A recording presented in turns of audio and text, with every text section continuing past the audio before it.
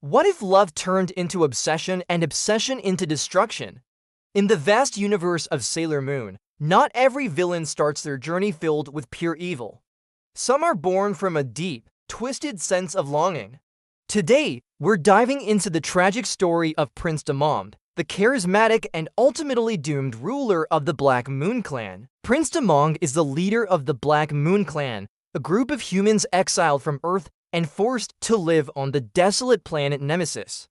Imagine being cut off from the beautiful peace and prosperity of Crystal Tokyo, growing up in a world defined by shadows and resentment. For Demond, this exile wasn't a just punishment for some ancient crime, it was proof of a profound injustice. As a leader, he is undeniably intelligent, commanding, and fiercely proud. He carries the weight of his people's suffering, convinced they were abandoned and betrayed by the future Earth. This core belief fuels his every action, turning revenge from a simple desire into what he sees as his sacred duty. His mission for vengeance takes a sharp, dangerous turn the moment he lays eyes on Neo Queen Serenity. In her, he doesn't see a symbol of peace or a beloved ruler.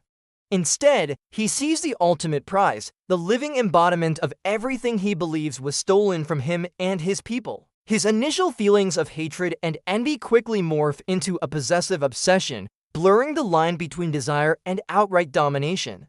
He wants to possess her, to own the very symbol of the world that cast his people out. Unlike many villains who just want to watch the world burn, Demond's goal is more complex. He doesn't crave chaos for its own sake. He wants to rewrite history. He genuinely believes that by conquering Crystal Tokyo and overthrowing the White Moon Kingdom, he can restore a twisted kind of balance and reclaim the glorious future his people were denied. But beneath his cool, confident exterior lies a deep well of insecurity.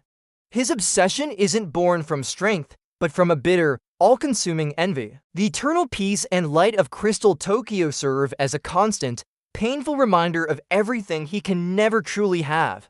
And instead of confronting that inner pain, he chooses the path of destruction, aiming to obliterate its source. This is where his downfall truly begins. His single-minded focus makes him vulnerable. The mysterious and sinister Wiseman sees this weakness and easily manipulates him, twisting Demond's ambitions to serve a much greater, more terrifying evil. Demond becomes a pawn in a larger game, his vision narrowing until only his obsession with the Queen remains. In his relentless pursuit of serenity, he loses sight of everything else: his duty to his people, his own principles, and ultimately, himself. His lieutenants, who once followed him with unwavering loyalty, begin to see the cracks in his leadership as his obsession spirals out of control. In his final, tragic moments, the veil of manipulation is lifted and Prince Demond sees the devastating truth. His righteous anger, the very fire that drove him, was used as a weapon against him. He realizes that the future he so desperately wanted to seize could never be claimed through violence and force.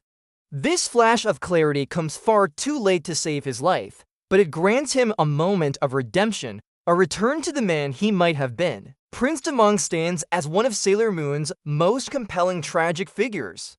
His story is a powerful cautionary tale about how unresolved resentment can fester and rot into tyranny.